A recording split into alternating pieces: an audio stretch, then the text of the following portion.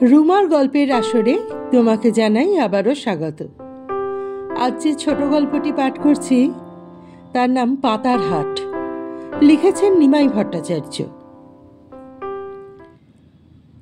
এমন অপ্রত্যাশিতভাবে ওর সঙ্গে আলাপ হবে তা ভাবতে পারিনি। নাম শুনতেই চমকে উঠলাম। আমি কোনো কালেই রাজনীতি করিনি, বিপ্লবী আন্দোলনের সঙ্গে জড়িত ছিলাম না। তবে ৪২-এর আন্দোলনের সময় দাদা ও দাদার বন্ধুদের প্রয়োজনে নির্দেশে রেশন ব্যাগের মধ্যে লুকিয়ে রিভলভার পৌঁছে দিয়েছি এখানে ওখানে।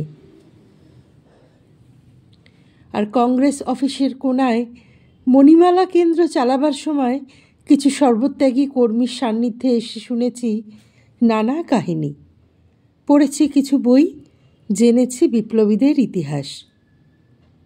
তাই তো চমকে উঠেই প্রশ্ন করলাম, আপনি কি সেই অনাদি ঘোষ যিনি ডুরান্ট সাহেবকে? কথাটা শেষ করার আগেই উনি হেসে ফেললেন, বললেন, তুমিও সে কাহিনী জানো? জানবো না? উনি মাথা নেড়ে বললেন, সেসব কাহিনী আজকাল কেউ মনে রাখে না, মনে রাখার দরকারও নেই। দেরাদুন বাসস্ট্যান্ডে দাঁড়িয়ে কথা হচ্ছিল, কিন্তু বেশিক্ষণ কথা বলার সুযোগ হলো না। কন্ডাক্টর এসে হুইসেল বাজাতেই উনি হরিদ্বারের বাসে উঠলেন। তবে ঠিকানা বিনিময় হলো বাস ছাড়ার আগেই। দু একটা চিঠির আদান প্রদানও হলো, কিন্তু তারপর দুপক্ষই নীরব। বছর 10 পার হয়ে গেল। পাটনা। জয়প্রকাশ সর্বদাই বর্জন করে কদমফুয়ার বাড়িতে ফিরে এলেও আবার সংবাদপত্রের শিরোনাম। চম্পারণ সত্যাগ্রহ আর বহুকাল আগের বিধ্বংসী ভূমিকম্পের পর বিহার আবার সর্বভারতীয় সংবাদে। সম্পাদকের নির্দেশে বিহার সফরের আগে গেছি কদমকুয়া। জয়প্রকাশের সঙ্গে দেখা করে সিঁড়ি দিয়ে নিচে নামার সময় ওর সঙ্গে মুখোমুখি দেখা। আপনি? আমি বিস্মিত হয়ে প্রশ্ন করি। উনি হেসে বললেন, আমি তো মাঝে মাঝেই আসি, তুমি কবে এলে? কাল এসেছি। কদিন থাকবে? এখানে 2-3 দিন আছি, তারপর কয়েকটা জেলা ঘুরব। এখানে কোথায় উঠেছ? হোটেল পাটলিপুত্রে। ঠিক আছে, যোগাযোগ করব। আর কথা হলো না। অনাদিবাবু উপরে উঠে গেলেন, আমি বেরিয়ে গেলাম। বিহার সরকারের 2-4 মন্ত্রী ও পদস্থ অফিসারের সঙ্গে কথাবার্তা বলে মধ্যাহ্নভোজনের জন্যে যখন হোটেলে ফিরলাম তখন 2টো বেজে গেছে। রিসেপশন কাউন্টারে ঘরের চাবি নিতে গিয়েই একটা চিরকুট পেলাম। তোমার সঙ্গে গল্প করার জন্যে সন্ধ্যার পর আসব।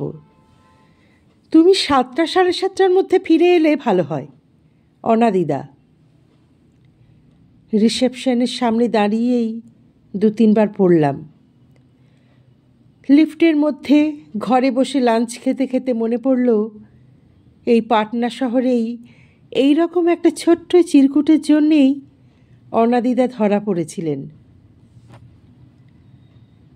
গ্রামের অন্যান্য সবার মতো অনাদিও লেখাপড়া শুরু করলো ন্যায়রত্নের পাঠশালায়। পাঠশালার গুরুমশাই ন্যায়রত্ন না, ওর বাবা ছিলেন ন্যায়রত্ন। গুরুমশাইয়ের বিদ্যার দৌড় ব্যাকরণের মধ্যে। তা হোক, গ্রামের সবাই বলতো ন্যায়রত্নের পাঠশালা। ন্যায়রত্নের পাঠশালা শেষ করে কেউ চলে যেত সদর শহরে, কেউ বা আত্মীয় স্বজনের আশ্রয়ে অন্যত্র কোথাও। বরিশালের গ্রামের ছেলে অনাদি পিসিমার সঙ্গে চলে এলো যশোর। ভর্তি হলো সম্মিলনী স্কুলে। বছর ঘুরতে না ঘুরতেই অনাদির নাম ছড়িয়ে পড়ল স্কুলের সব শিক্ষক ও ছাত্রদের মধ্যে। কারণ ছিল, অনাদি শুধু ভালো ছাত্র না, ভালো আবৃত্তি করে। সর্বোপরি কারণ ছিল ওর মুখের হাসি আর মধুর স্বভাব। ক্লাস 8-9 যখন পড়ে তখন অনাদির জনপ্রিয়তা তুঙ্গে। অঙ্কে তত ভালো না হলেও আর সব বিষয়ে অনাদির সঙ্গে কেউ পেরে ওঠে না। বাংলা লিখত চমৎকার। স্কুলের ম্যাগাজিনে যে ছাত্রের লেখা প্রতিবার ছাপা হতো তার নাম অনাদি ঘোষ। ওই অল্প বয়সেই ওর বক্তৃতা শুনে মুগ্ধ হতেন সবাই। চারিত্রিক মাধুর্যের জন্যে সব ছাত্র ভিড় করে আসতো আশেপাশে। স্কুলের জনপ্রিয়তার ঢেউ পৌঁছেছে শহরের পাড়ায় পাড়ায়, ঘরে ঘরে। শহরের বহুজনের সঙ্গেই অনাদির পরিচয়, ঘনিষ্ঠতা। গরমের ছুটির দিন 10 আগে হঠাৎ একদিন স্কুলে আসার পথে লোন অফিসের সামনে অজয়দার সঙ্গে দেখা। কিরে অনাদি, কেমন আছিস? ভালো, অনাদি হেসে জবাব দেয়। জিজ্ঞেস করে, আপনি কেমন আছেন অজয়দা? অজয়দা হেসে বলেন, শারীরিক ভালোই আছি, কিন্তু মানসিক অবস্থা ভালো না। উৎকণ্ঠিত অনাদি জানতে চায়, কেন, বাড়িতে কেউ অসুস্থ নাকি? অজয়দা আবার হাসেন, বলেন, এদেশে যার বুদ্ধি বিবেচনা আছে সে কি সুখে থাকতে পারে? কথাটা কেমন বেসুরো লাগলো অনাদির। একটু অবাক হয়ে ওর দিকে তাকায়। অজয়দা আর হাসেন না। হঠাৎ ওর উজ্জ্বল সুন্দর মুখখানা কেমন ম্লান হয়ে যায়। দুশ্চিন্তার রেখাগুলো স্পষ্ট হয়ে ওঠে কপালে। বলেন, কাল রাত্রিরে পুলিশ নিত্যদাকে কোতোয়ালিতে নিয়ে গেলে ডুরান্ট সাহেব গুনে গুনে ওকে 100 বার লাথি মেরেছে। শুনে অনাদির খারাপ লাগে। বলে, তাই নাকি? হ্যাঁ, কিন্তু কারোর কাছে শুনলাম না তো। শুনতে চাইলেই শুনতে পাবি। ওখানে দাঁড়িয়ে দাঁড়িয়েই স্কুলের ফার্স্ট বেল শোনা যায়। অজয়দা বললেন, স্কুলে যা, একদিন আসিস। নিশ্চয়ই আসব। স্কুলে বসেও অনাদি সারাদিন ওই কথাই ভাবে। ইস, নিত্যদার মতো সর্বজনশ্রদ্ধেয় মানুষকে ডুরান্ট সাহেব 100 বার লাথি মেরেছে। গতবারই ডুরান্ট সাহেব স্কুলের পুরস্কার বিতরণী সভায় এসেছিল। অনাদি ওকে ওই একবারই দেখেছে। দেখলেই বোঝা যায় লোকটা কত দাম্ভিক আর বদমেজাজি। অনাদি ওর ইংরেজি বক্তৃতা ঠিক বুঝতে পারেনি, কিন্তু হেডমাস্টার মশাইয়ের তর্জমা শুনেই বুঝেছে লোকটা ভারতবর্ষের মানুষকে কতটা ঘেন্না, কতটা তুচ্ছ জ্ঞান করে। সেদিন বিকালেই অনাদি অজয়দার ক্লাবে হাজির। পরদিনই দুয়ানা দিয়ে জগৎজননী ক্লাবের সদস্য।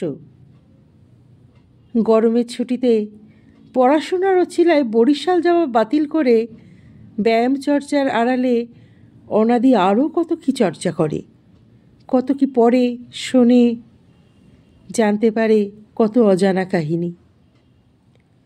বছরখানেক পরে অগ্নিমন্ত্রে দীক্ষা। জন্ম হলো অনাদির। তারপরের বছরখানেক অন্ধকার। অনাদি স্কুলে যায়, পড়াশোনাও করে, কিন্তু আর কি করে সে খবর বাইরের দুনিয়ার কেউ জানতে পারে না। 2nd ডিভিশনে ম্যাট্রিক পাশ করলো অনাদি। নিত্যদার নির্দেশে অনাদি যশোর ছেড়ে চলে গেল বরিশাল। ভর্তি হলো ব্রজমোহন কলেজে। ছুটির 2 দিন আগে হঠাৎ এক দূত মারফত স্বয়ং ত্রৈলোক্য মহারাজ খবর পাঠালেন, ছুটি হবার সঙ্গে সঙ্গে যশোর পিসিমার বাড়ি বেড়াতে যাও। ইঙ্গিত বোঝে অনাদি। ছুটি হবার পরদিনই স্টিমারে ওঠে অনাদি। প্রথমে খুলনা, তারপর যশোর। পিসিমা খুশি, পিসেমশাইও খুশি, খুশি ভাই বোনেরাও। গল্প গুজব করে শুতে শুতে অনেক রাত হলো।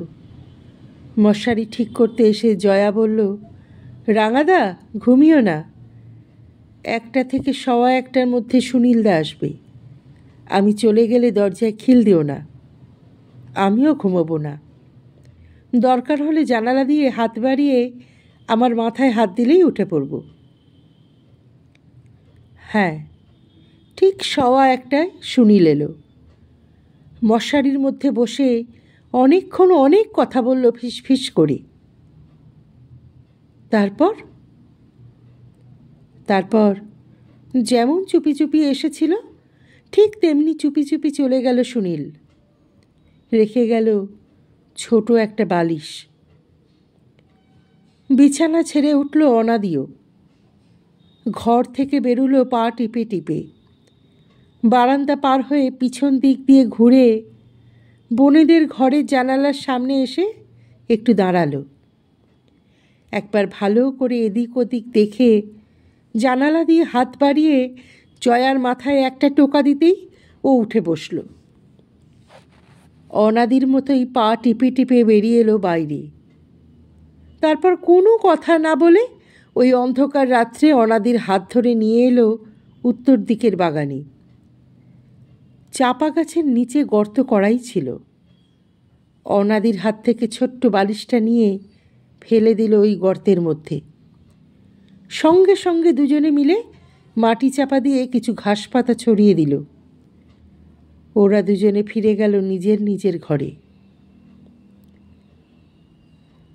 ভোরবেলায় দুজনেরই ঘুম ভাঙল হইচই শুনে। পুলিশ! অনাদির পিসেমশাই, এবারই গৃহকর্তা চন্দ্রবাবু শহরের নামকরা উকিল। দারোগাবাবু তার সঙ্গে কোনো খারাপ ব্যবহার করলেন না। বললেন আইবির রিপোর্ট এই বাড়িতে সুনীল সরকার লুকিয়ে আছে, তাই আপনাদের একটু কষ্ট দেব। চন্দ্রবাবু বললেন কাল আমার শালার ছেলে অনাদি এসেছে, তাছাড়া আর কেউ তো। পুণ্য কাজে দারোগাবাবুর সহযাত্রী আইবির কালাচরণবাবু বললেন সে তো পাড়ার সবাই জানে। যাই হোক, সারা বাড়ি খানাতল্লাশি করে ওরা শুধু সুনীলকেই খুঁজলেন না, আরও কিছু খুঁজলেন তন্ন তন্ন করে। বাড়ির মেয়ে পুরুষ ঝি চাকর সবাইকে জেরা করলেন, কেউ কিছু রাখতে দিয়েছে কিনা। সবাই বলল না, কেউ কিছু রেখে যায়নি।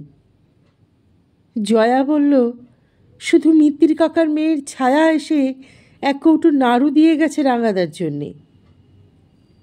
দারোগাবাবু আর কালাচরণবাবু প্রায় একসঙ্গেই চিৎকার করে উঠলেন, কোথায় সে কৌটো? জয়া না, জয়ার মা না, ঝি এনে দিল সে কৌটো। হুমড়ি খেয়ে পড়লেন ওরা দুজনেই হতাশ। জয়া হাসতে হাসতে জিজ্ঞাসা করল, আপনারা কি খুঁজছেন? কালাচরণবাবু রেগে বললেন, তাতে তোমার কি দরকার? ঘণ্টা 3 ধরে খানা তল্লাশি করেও ওরা কিছুই পেলেন না। যাবার সময় দারোগাবাবু বলে গেলেন, ডুরান্ট সাহেবের হুকুম মতো এসেছিলাম, কিছু মনে করবেন না। স্বস্তির নিঃশ্বাস ফেলে অনাদি আর জয়া। কিছুক্ষণ পরেই অনাদি সাইকেলে চক্কর দিয়ে আসে সারা লোনপাড়া অফিসে।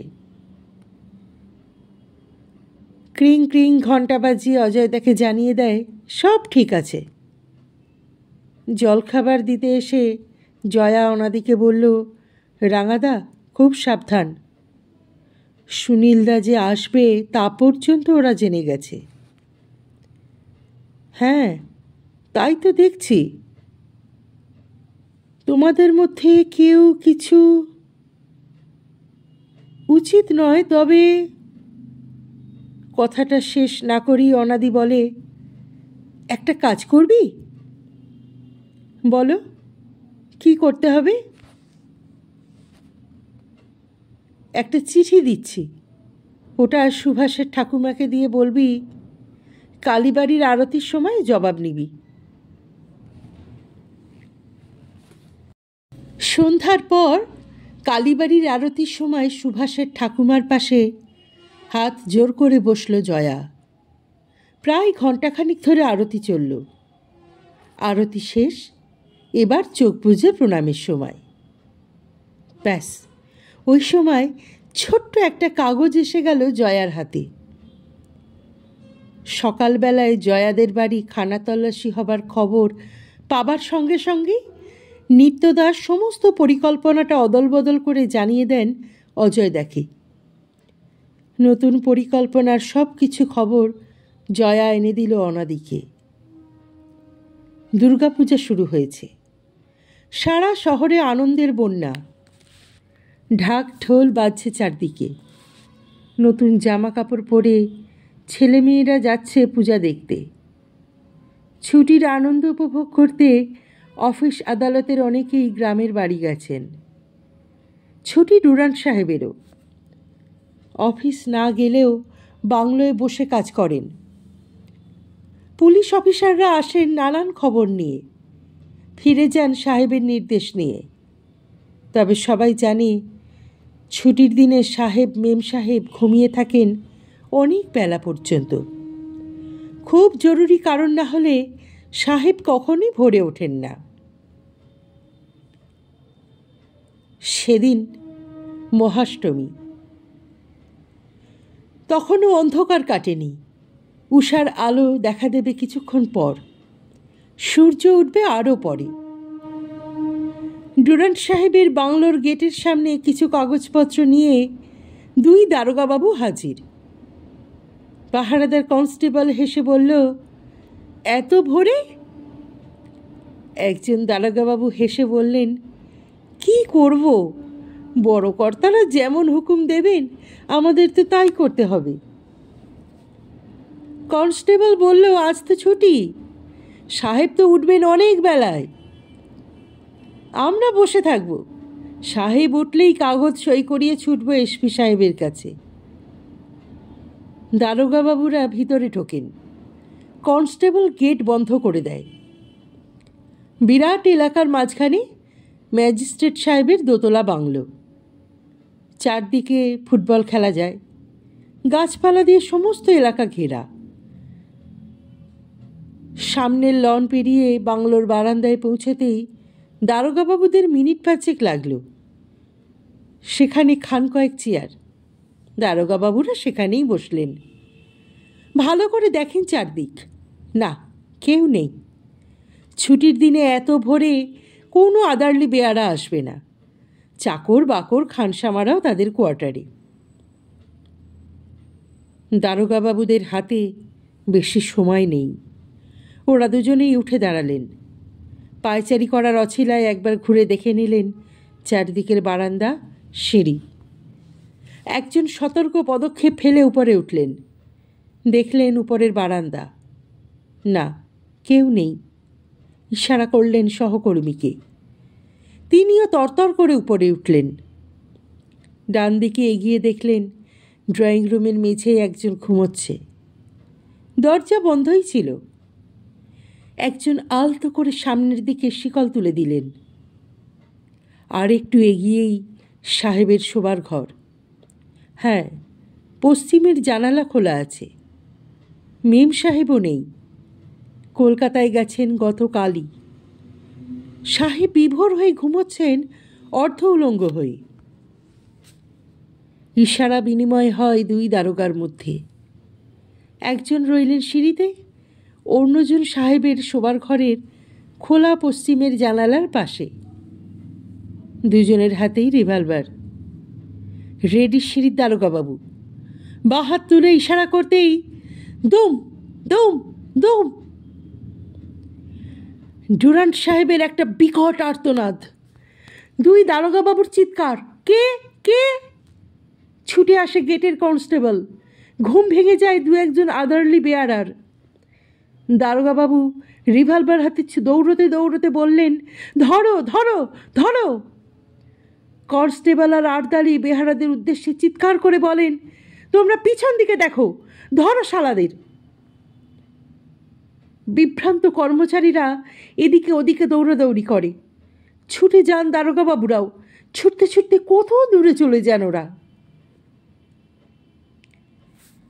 ডুরান্ট সাহেবের বাংলোয় পুলিশের কর্তারা পৌঁছবার আগেই অজয়দা রণাদিদা জগৎজননী ক্লাবে ব্যায়াম চর্চা শুরু করে দেন।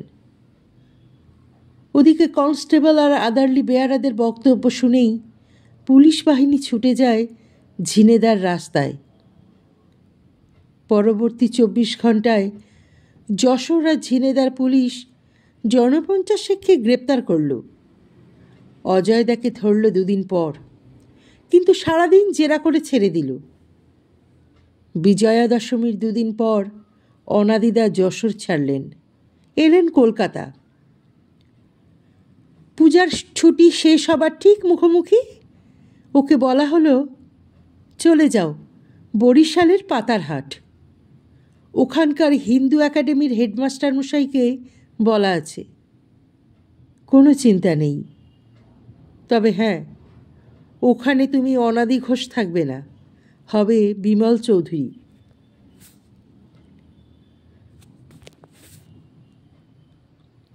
বরিশাল জেলার ঘোলা মহকুমায় মেঘনা নদীর পাড়ে পাতারহাট।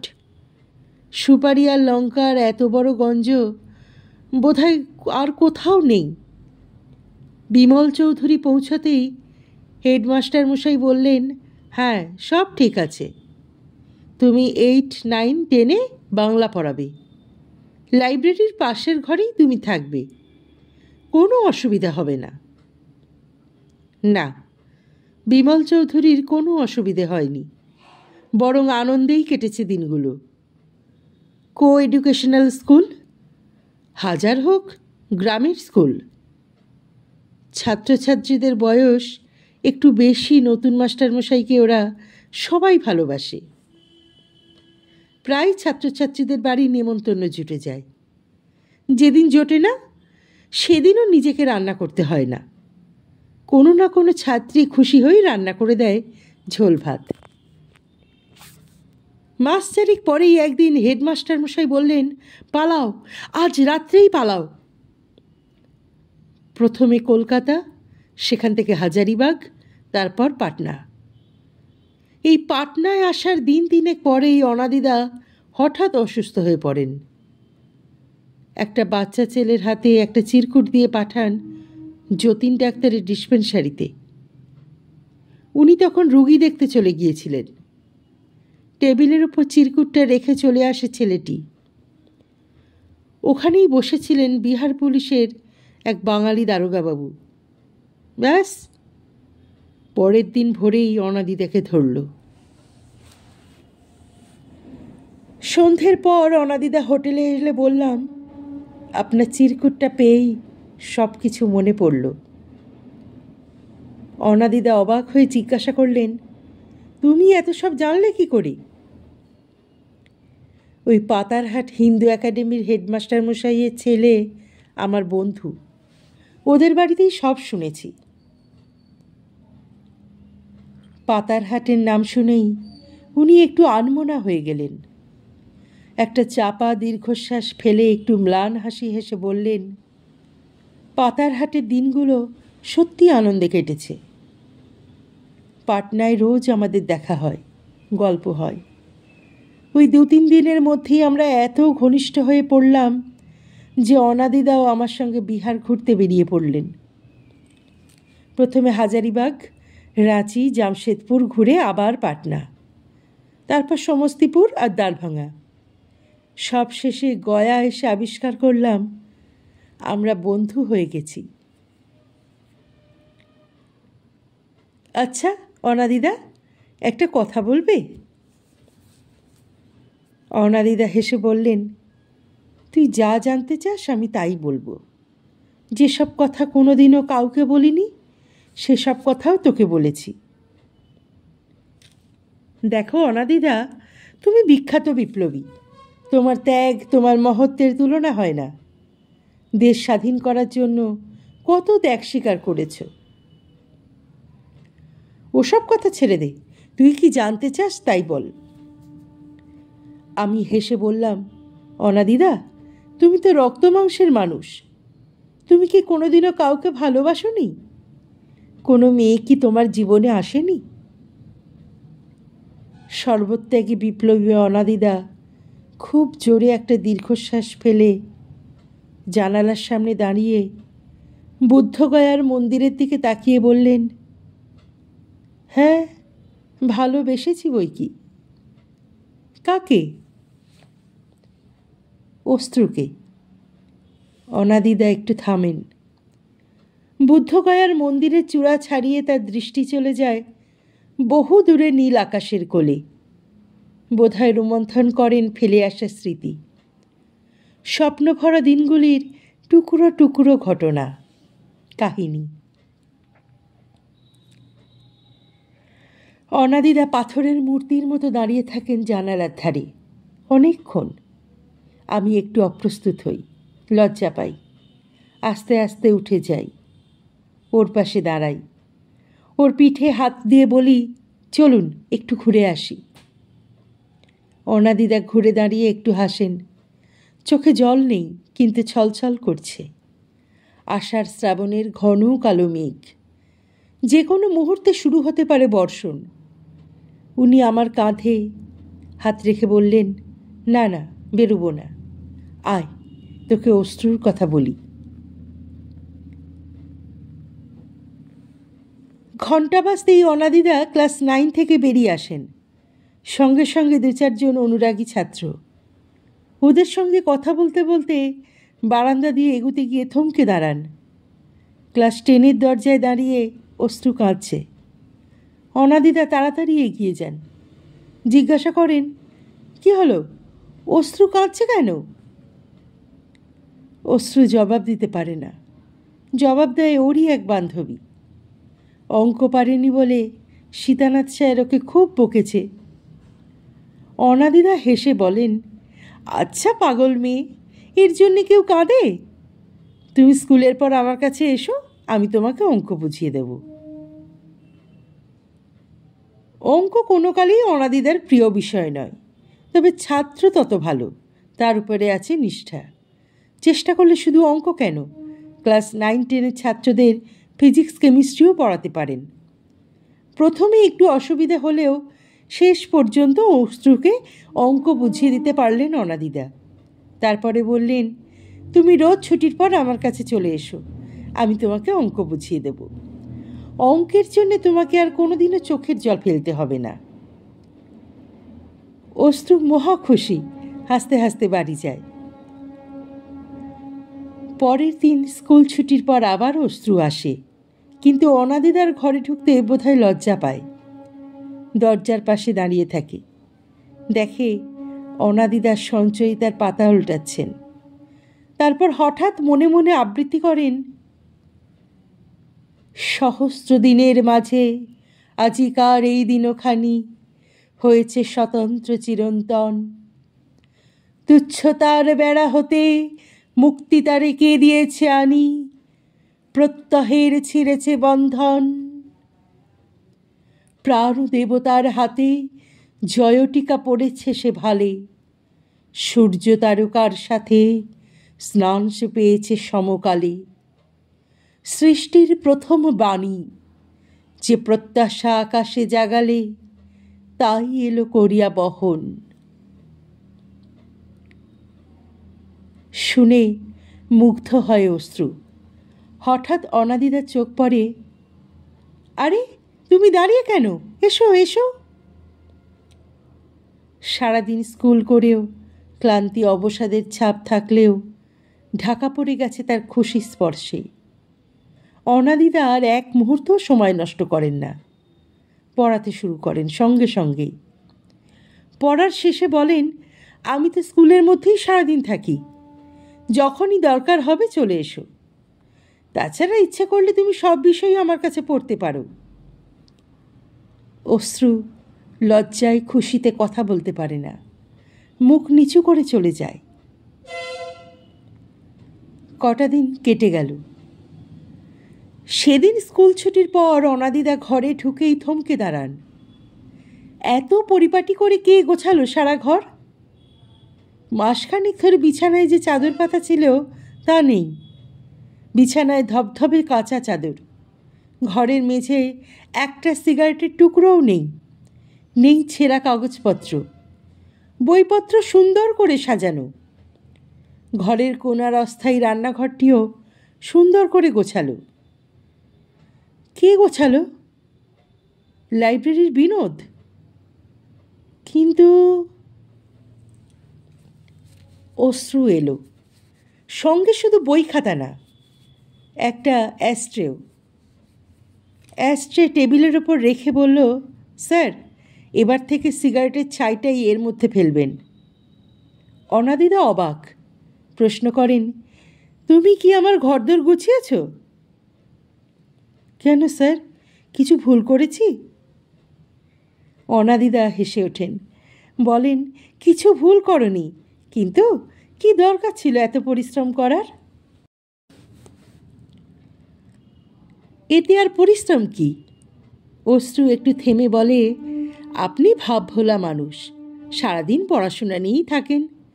আপনার ঘরদোর তো আমাদেরই ঠিকঠাক করে রাখা উচিত।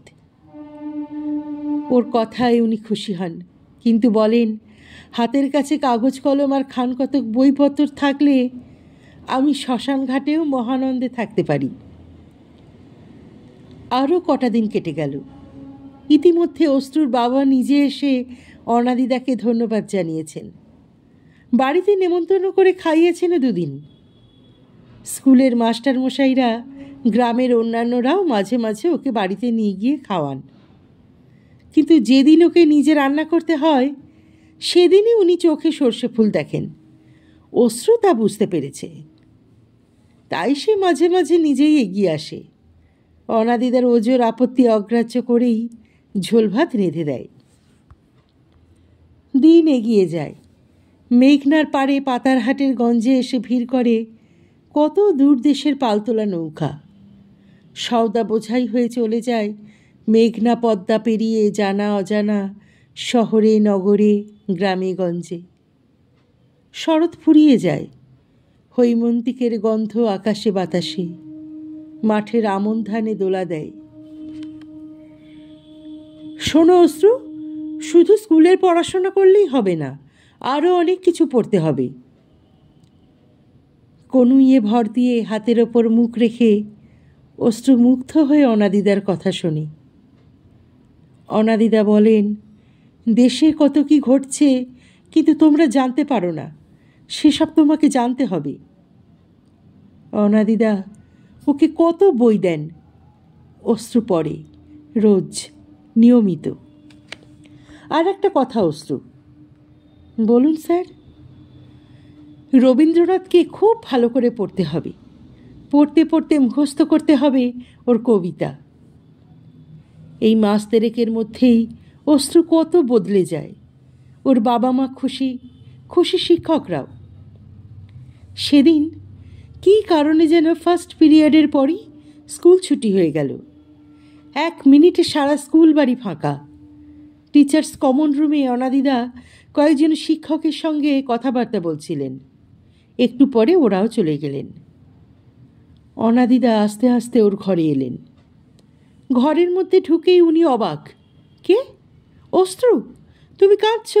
কি হয়েছে তোমার? অশ্রু কোনো প্রশ্নের জবাব দিতে পারে না। দু চোখ দিয়ে আরও জল গড়িয়ে পড়ে। অনাদিদা একটু এগিয়ে যান, ওর মাথায় হাত দিয়ে বলেন, বলো অশ্রু, কি হয়েছে তোমার? কেউ বকেছে? কেউ কিছু বলেছে?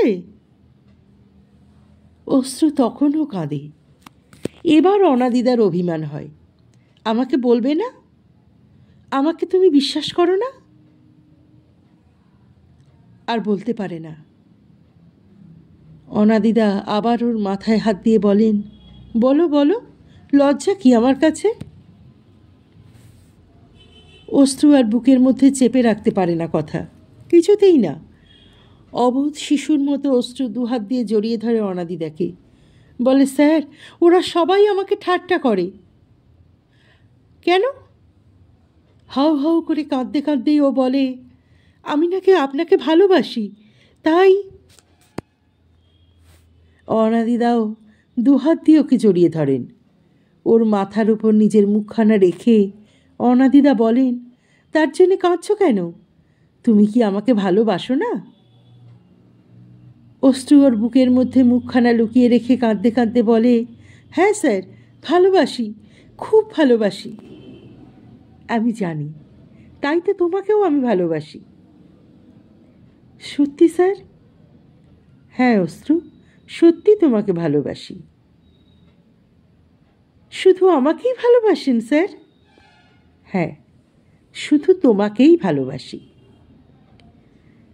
অশ্রু আনন্দে, খুশিতে, উত্তেজনায় পাগলের মতো অনাদিদাকে জড়িয়ে ধরে। অনাদিদার লোমশ বুকের ওপর মুখ ঘষতে ঘষতে বলে, আপনি খুব ভালো, আপনার মতো মানুষ হয় না, আপনাকে আমি আরো আরো অনেক ভালোবাসবো। গয়ার রেস্ট হাউসে বিছানার ওপর মুখোমুখি বসে অনাদিদার ভালোবাসার কাহিনী শুনছিলাম, আর মনে মনে আমি চলে গেছি বহু দূরে, পূর্ব বাংলার বরিশাল জেলার ঘোলা মহকুমার পাতারহাট। কোনোদিনও যাইনি, হয়তো ভবিষ্যতেও কোনোদিনও যাব না, কিন্তু চোখের সামনে দেখছিলাম সেই উদ্দাম উত্তাল অনন্ত যৌবনা মেঘনাকে। পাতারহাটের গঞ্জ, এঁকে বেঁকে আলো ছায়ায় সবুজ শ্যামল ক্যানভাসের ওপর দিয়ে চলে গেছে যে পথ, সেটাই ডাইনি গিয়ে পৌঁছে যায় হিন্দু একাডেমিতে।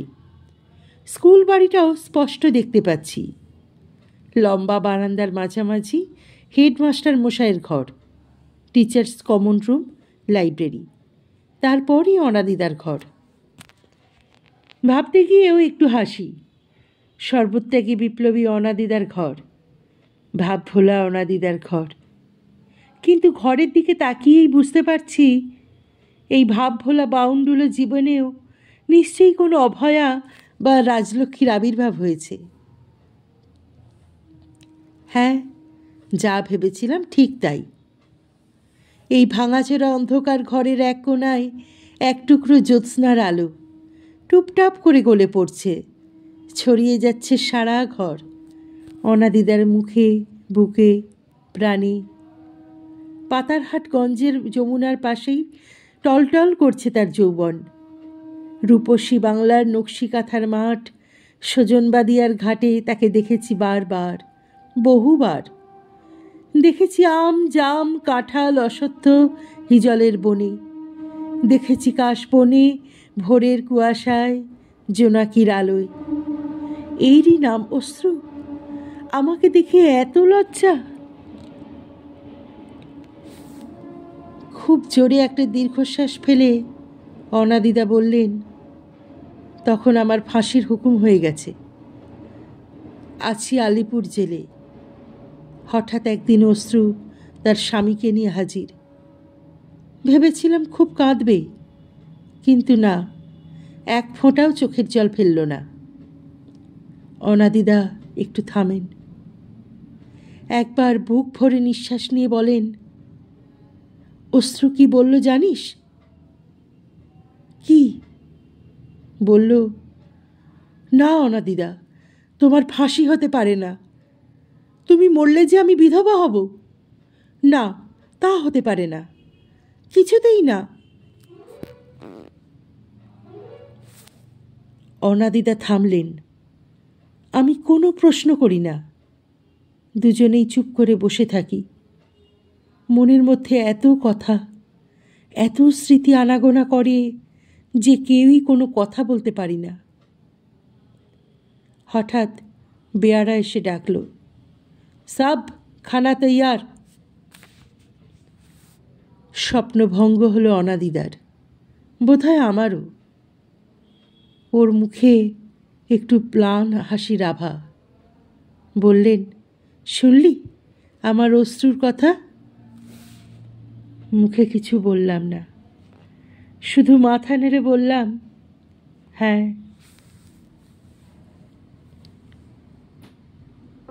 আজকের গল্পটি কেমন লাগলো তোমার মূল্যবান মতামত অবশ্যই কমেন্ট বক্সে লিখে জানিও। গল্পটি ভালো লাগলে শেয়ার করে দিও পরিচিত এবং প্রিয়জনদের মধ্যে। আর যারা এখনও চ্যানেলটি সাবস্ক্রাইব করনি তারা অবশ্যই চ্যানেলটি সাবস্ক্রাইব করে সঙ্গে থেকো। অপেক্ষা করো পরবর্তী গল্পের জন্যে। অনেক ধন্যবাদ।